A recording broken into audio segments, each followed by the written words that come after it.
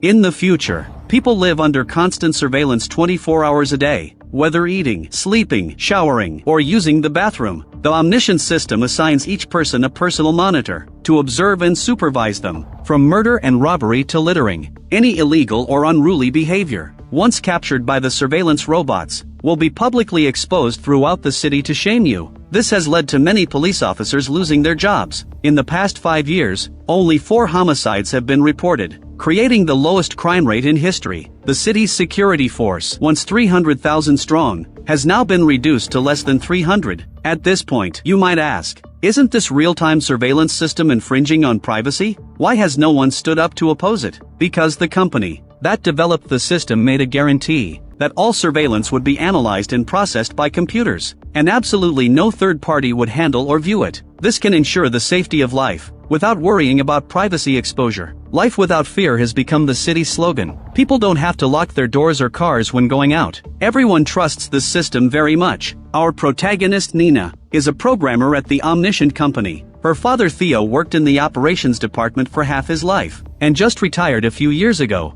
Nina hoped to secure a permanent position like her father did. The first evaluation meeting went very smoothly. Nina shared the good news with her father, but Theo was unusually quiet. Several hours passed without a response from him. After work, Nina hurried home. As soon as she entered, she found her father lying in a pool of blood. It appeared that he had been shot in the back. Nina immediately reacted and dialed the Omniscient emergency call system, but the cold mechanical voice stated, "No criminal activity has been detected in your area." The death of her father caused Nina's first crisis of trust in Omniscient's system. The system, claimed to monitor everything, had failed to detect any anomaly. The arriving police were also rather ridiculous. The deceased had been shot in the back, yet they hinted that Theo had committed suicide, ruling out the possibility of homicide. Faced with the siblings' questions, the police could only explain that the city's criminal investigation structure had been disbanded 15 years ago. Now, the Omniscient system was in charge. The police reminded them that this matter must remain confidential. Only Judy, the mayor's personal assistant, assured Nina that the truth would be uncovered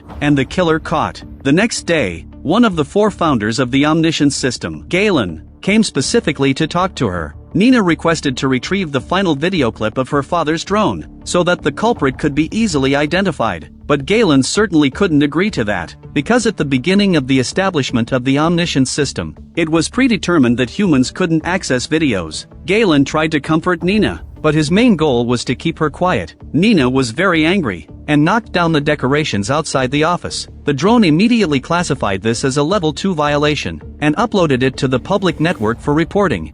Pela sua localização, você tem 27 minutos para se apresentar ao tribunal. Nina went to the courthouse to handle the situation. The staff asked her to submit a fine of $12,000 to the city hall within a week. Otherwise, she would have to compensate by serving time in jail, because that sculpture was carved by a renowned artist and had a value of over $7 million. The Omniscient company understood Nina's predicament and didn't require her to pay the full amount. However, even $12,000 was beyond the reach of intern Nina. The police had detained Theo's body, claiming it was being kept in high-level refrigeration. They couldn't disclose the specific reasons for the delay in returning it. Nina could only seek help from Judy. Judy led her out of Omniscient City. The area outside the city was free from Omniscient system surveillance, so they could talk freely. Judy stated that since the Omniscient system refused to provide the video, Nina could find a way to obtain it herself. After all, there is no perfect system in the world. However, this method was very dangerous, not to mention that the Omniscient system spends enormous amounts annually on system protection, and they would still be under 24-hour surveillance within the city. If Nina was caught infiltrating the main computer, she would certainly be sentenced to life in prison. But this method wasn't entirely impossible. In 2 months, it would be the day the company performed disk organization. At that time, the system would reorganize its data and become more vulnerable. However, to access the mainframe, Nina would need transmission equipment and all types of biometric permissions, such as iris and fingerprint recognition. The first hurdle would certainly be obtaining the fingerprint. Nina quickly thought of a way. After returning home, she sewed a piece of tin foil on the pocket of her skirt to block infrared detection. When it came time for the meeting with the executives, Nina set her sights on an atomic pen that had fingerprints on it. The drone detected her dilated pupils and increased heart rate. Nina grabbed the pen and hid it in her pocket, then pressed it onto the fingerprint extractor in the pocket. The drone couldn't detect any abnormalities during scanning, due to the influence of tin foil. She then pretended to knock over the pen holder. This allowed her to naturally return the atomic pen. In fact, machine reviews aren't much better than human ones. Soon after,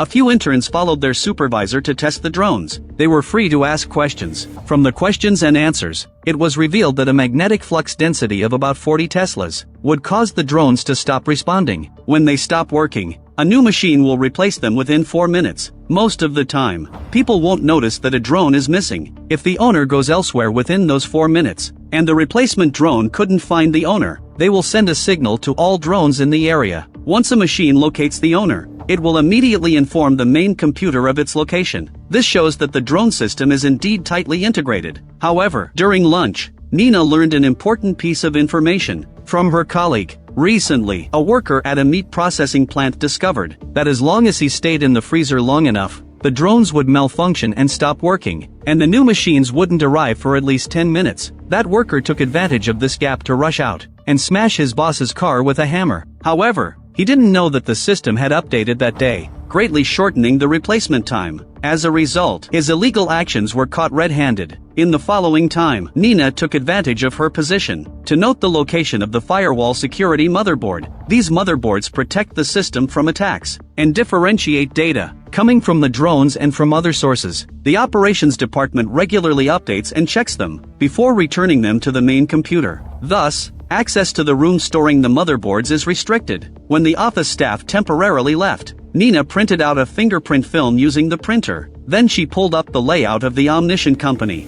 and found a set of high-voltage equipment on the roof. So, during lunch, she falsely claimed she was going to the restroom and then climbed the stairs to the rooftop. Nina squeezed into the high-voltage equipment area. The strong electromagnetic interference indeed caused the drones to malfunction. Before the replacement machines arrived, Nina quickly ran downstairs. The drones couldn't identify the owner and began sending commands to nearby machines. Thus, Nina had to avoid all her colleagues to prevent being spotted by their drones. Nina successfully slipped into the security supervisor's room and then took out the fingerprint film to unlock it. She quickly located the motherboard she had seen earlier. Her heart raced and her hands were sweating. After hesitating for a moment, she closed the drawer and hurriedly left the room. As soon as Nina stepped outside, she was immediately located by the replacement drone. The machine displayed that the user had been without surveillance for 6 minutes and 43 seconds. Nina's brother Danny also believed that their father was murdered. He suspected that a killer from outside the city had slipped in. After all, they weren't under drone surveillance, so Danny wanted to go outside the city to investigate. Nina thought this idea was too foolish. Who would spend millions to kill an ordinary person like their father?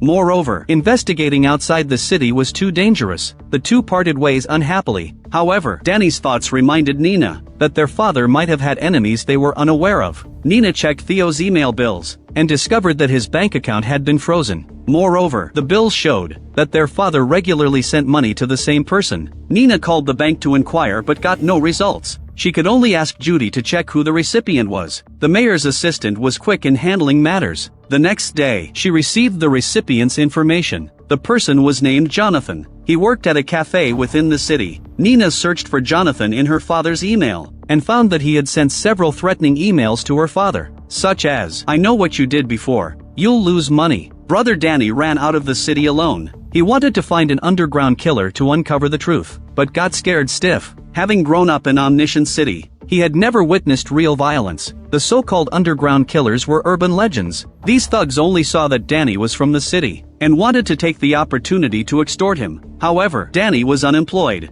and had no money on him at all. He had to call his sister for help. But at this moment, Nina was tracking Jonathan. The sudden ringing of the phone caused her whereabouts to be exposed. Under the real-time surveillance of the Omniscient system, Jonathan had to suppress his anger and asked Nina why she was following him. Você ameaçou matar meu pai, ele tá morto. Seu pai? Inácio.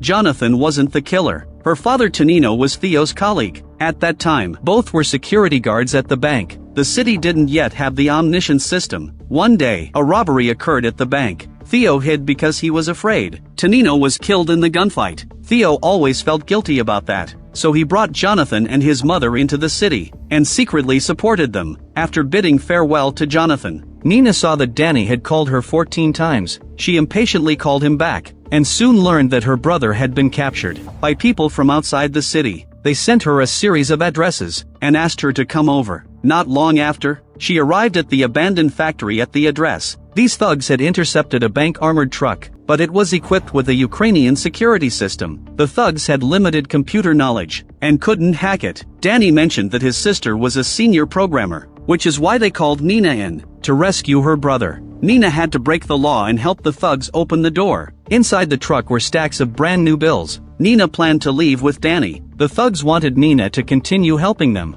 The next second, the alarm in the armored truck went off. The group hurriedly grabbed the bags of money and fled. Nina and Danny took the opportunity to shake off the thugs. The two returned to Omniscience City. They coincidentally brushed past Nina's boss Anthony. He was very angry when he held a parent-teacher meeting for his son during the day. Now, he needed to vent his frustrations outside the city. Anthony drove to a rundown alley. He put on gloves and approached a homeless man on the street.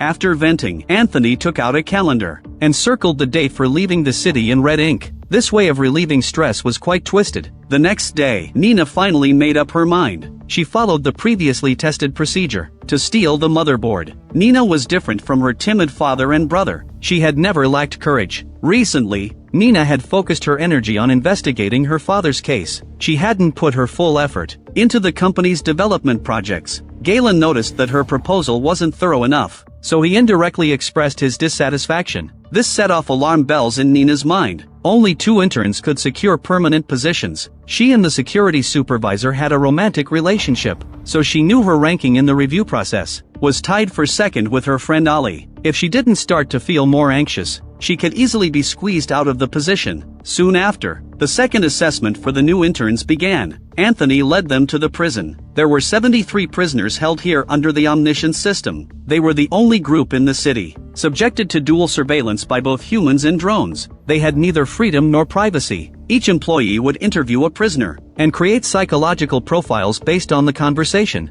For example, was the criminal's behavior impulsive? Did they think they could bypass the omniscience system? Or did they commit crimes for pleasure? Nina was assigned to a kidnapper. He had committed 7 crimes in 5 years, and was sentenced to 27 years. He never regretted his actions, and claimed he kidnapped people only to repay high-interest loans. He wanted to provide a better life for his son. Interestingly, this criminal's son also worked within the omniscience system. However, they hadn't seen each other in 15 years. Eu não sou o primeiro nem vou ser o último a cometer crime.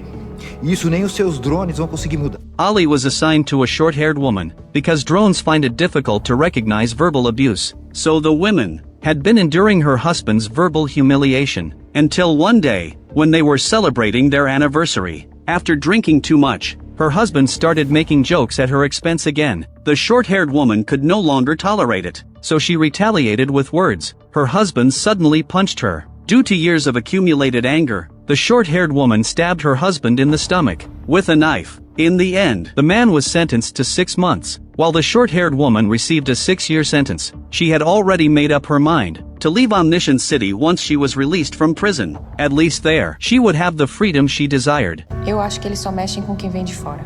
Eles mexem com todo mundo. Só que quem tá aqui desde sempre é que não percebe. Several employees not only failed to gather useful information from the criminals, but also learned a lesson from them. Meanwhile, Danny went to the city government to request a death certificate. The staff kept evading his questions. After much effort, he finally obtained the certificate. They only acknowledged that Theo died of natural causes. Danny brought the document back to show Nina. She went to Judy to verify it. Nina found that the registration number on the document didn't exist. She couldn't find out who had signed the autopsy report. Judy mentioned that the city hall was undergoing layoffs. She was also at risk of losing her job. Nina had to secure a permanent position to continue investigating the truth within Omniscience City. After returning home, she opened the presentation file sent by Ali. Ali trusted Nina very much, Before the report, Ali asked her to help check and optimize it. However, Ali was tied for second place with Nina. Only if Ali made a mistake could Nina secure the position. So, Nina deleted a line of command code. This caused Ali's presentation to go wrong the next day. The drones attacked Galen. Ali didn't suspect Nina. She packed her bags and prepared to leave. Before leaving, she even comforted Nina, saying, "You need to work hard even without me." Nina was almost overwhelmed by feelings of guilt and self-loathing. She overturned the object on the table and discovered that the drone had bypassed the light source, changing its position to continue monitoring. Nina picked up the desk lamp to test it. She discovered that the drones were avoiding the light. To prevent overexposure, Nina immediately asked Judy to bring a powerful stadium light. Judy asked her what she needed the light for. Nina explained that she was modifying the firewall motherboard of the Omniscient system. This would be deemed damage to private property by the drones, so she needed to use the powerful light to disrupt the surveillance. Once everything was ready, Nina blindfolded herself with a tie. Then she turned on the powerful light and pulled the motherboard out from the tin foil board. Nina replaced it with her modified parts. She had rehearsed this step countless times and could complete it with her eyes closed. After finishing the assembly, Nina went to work as usual. The company executives were going to Hong Kong next week to test new products. As a newly contracted permanent employee, she would remain in Omniscient City to maintain system operations, but her brother posted a report online, revealing that there were hidden reasons behind her father's death. The higher-ups urged Nina to resolve this matter quickly, or they wouldn't feel comfortable keeping her in Omniscient City. After returning home, Nina demanded her brother to take down the report, but Danny didn't understand why his father died tragically, and why his sister wasn't in a hurry. Nina couldn't speak openly because of the drone surveillance, so she had to use the board game they had played together since childhood. So she had to use the board game played by her siblings to hint to her brother that she was investigating the truth. And Nina risked everything and couldn't be fired by the Omniscient system. Only then did Danny realize Nina's good intentions. He agreed to take down the report online and declared to all media that he had overthought the situation. After keeping her job, Nina continued her investigation.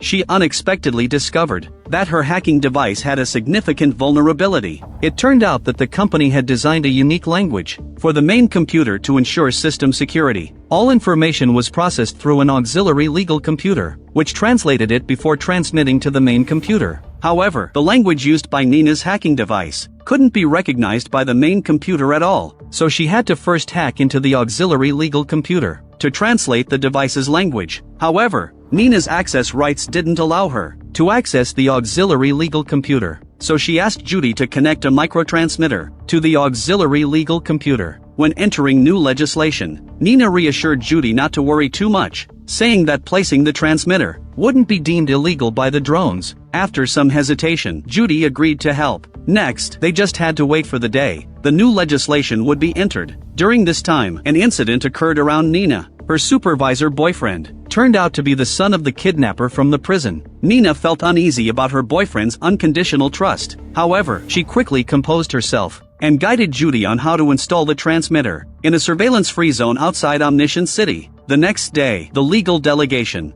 arrived early at the Omniscient Company building. The delegation included city council members who had written the legislation, the lawyers from the legislative body, 2 representatives from civil organizations, as well as representatives from the media and city hall. The delegation must hand over their mobile phones when entering the computer room. Upon entering, the door to the auxiliary legal computer was straight ahead. The security supervisor and one of the founders would unlock the double-layer biometric lock to start the computer for entering the legislation. Judy nervously waited for the right moment and quietly attached the transmitter under the computer. Nina, hiding in a nearby restroom, immediately received the signal and began transmitting data. When the timing was right, Judy planned to retrieve the transmitter. The supervisor reminded her not to touch the computer. Just then, someone pulled Judy away for a photo. This resulted in the transmitter being left on the computer. Judy became very anxious as a result. Her fingerprints were on the device, and if the transmitter was discovered, she wouldn't only lose her job but also face jail time. Nina urged Judy to remain calm. Going back now would only draw attention. She would find a way to retrieve the transmitter. Nina studied day and night to figure out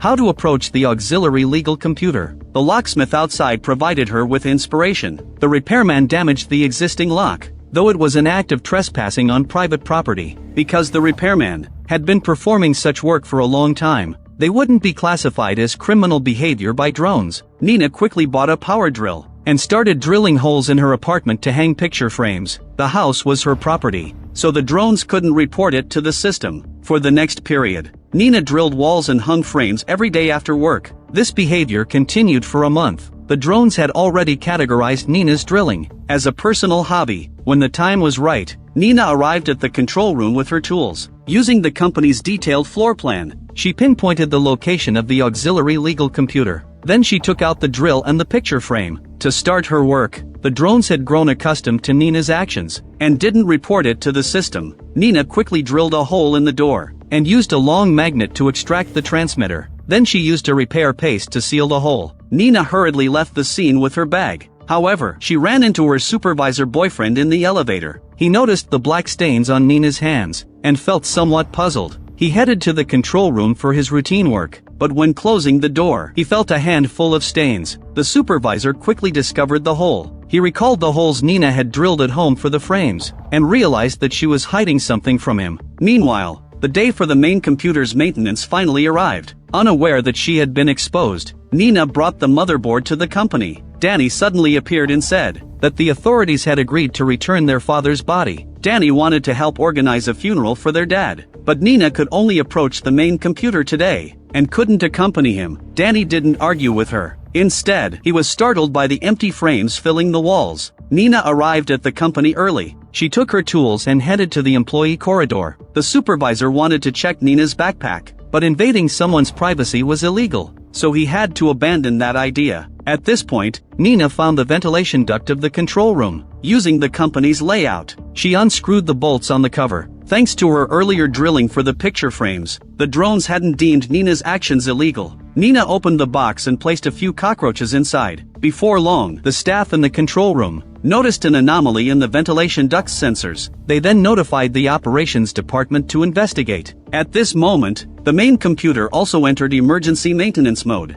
The operations team rushed to the main control room. Nina changed into her father's operations department uniform and blended into the team with the motherboard. Once inside the control room, everyone had to wear safety gear. Due to the unique environment of the control room, the operations team leader immediately assigned tasks, and everyone took their positions for the maintenance work. They quickly realized that the abnormality was just a few cockroaches. With the crisis averted, the team leader led everyone out. Meanwhile, Nina hid in the shadows. Once everyone had left, she slowly approached the exhaust fan. The drones moved with her actions, and was quickly drawn into the exhaust duct. Due to its light weight, Nina took out the motherboard and noted the serial number. She entered the corresponding numbers to unlock the firewall, and completed the installation as quickly as possible. The main computer restored itself with the motherboard in place. By the time the drones flew out of the exhaust fan again, Nina had already completed her task. She was about to leave the control room when her supervisor boyfriend locked her inside. In fact, her boyfriend had almost reported Nina earlier, but he truly loved her, so he chose to give Nina a chance to be honest. At this point, Nina could only confess that her father had died an unnatural death. Yet the omniscient system didn't issue any alerts. She came to retrieve the video from the death scene. The supervisor didn't understand Nina's actions. Stealing surveillance footage was a serious crime. He even suspected that Nina approached him just to exploit his position as a supervisor. Seeing that her boyfriend refused to open the door, Nina slashed her protective suit. Since it was the supervisor who locked her in the control room, if she were to die from the gas, his actions would constitute intentional homicide. Nina collapsed on the floor. When she woke up again, she found herself in the infirmary. Nina immediately left the ward to retrieve her phone. Then she connected the motherboard to access the video information. The truth about her father's death was within reach. However, Nina lacked the courage to continue watching. She chose to go home to face it with her brother. The video only showed the father being shot in the back and didn't capture the killer's appearance. Nina felt extremely frustrated. She forced herself to replay the moment her father was killed. Suddenly, she noticed an issue. From the direction of the gunfire, the shooter's position was directly in front of the television. Nina opened the video again to confirm, and discovered that the black screen of the TV indeed reflected the shooter's face. Who was this person? Nina uploaded the photo to the Omniscient database for matching. The program ran for a whole day before filtering the results. However, the system indicated he wasn't a resident of Omniscient City. The shooter had only visited Omniscient City once in the past 20 years, and had spent $170,000 at an auction to purchase an antique camera. The organizers had kept his identity information for shipping the item. The individual was named David Ferreira, and lived at 363 America Street. The two immediately went to visit him. They disguised themselves as photography students,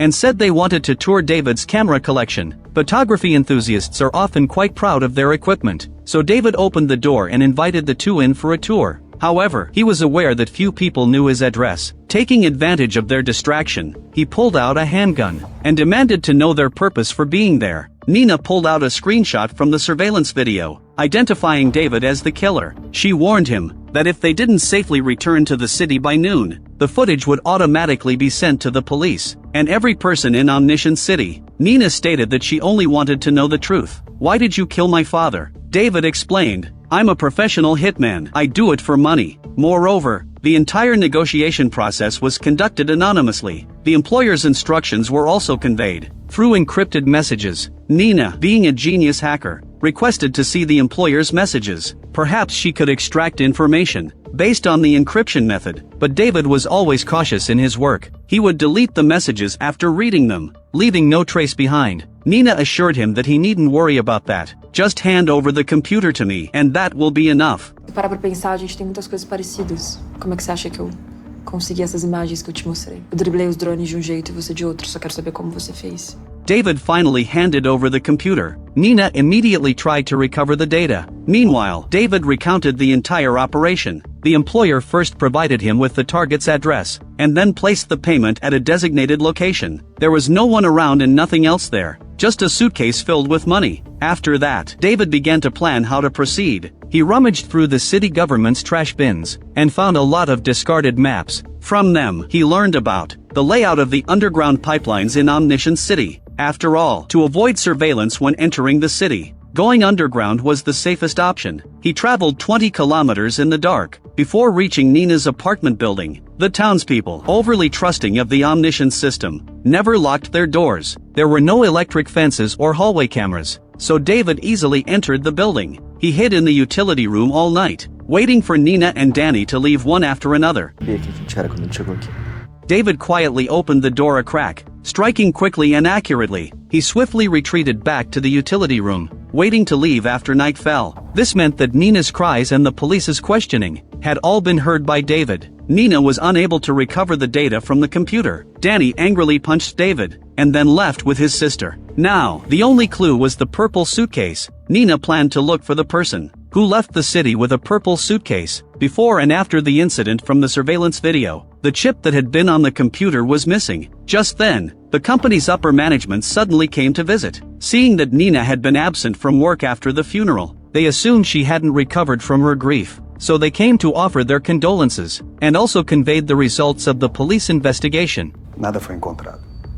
O sistema realmente não falhou. Nina couldn't help but break down. "It must be you who hired someone to kill my father. What kind of humanity can't view the video? It's all a lie." Seeing his sister so emotional, Danny said that Nina wasn't stable yet. He sent the two executives away to help his sister calm down. It definitely wasn't these two who took the chip, or they would have called the police and had you arrested by now. Nina finally calmed down. Since it wasn't the people from Omniscient Company, then who was the mastermind behind it? She was sitting on the bench in a daze, when she suddenly recalled her conversation with Judy, as the secretary of the city hall. Why would she want to help her? Nina realized that the killer had been right beside her all along. She immediately went to confront Judy directly. Judy also admitted it. "I targeted your father because of you." Originally, Judy had been eyeing the surveillance data all along. She had been watching Omniscient for a long time. Soon, Judy set her sights on the exceptionally skilled yet gullible Nina. Judy deliberately hired someone to kill Theo, and used his death to get close to Nina. Then she guided Nina to steal the mainframe data,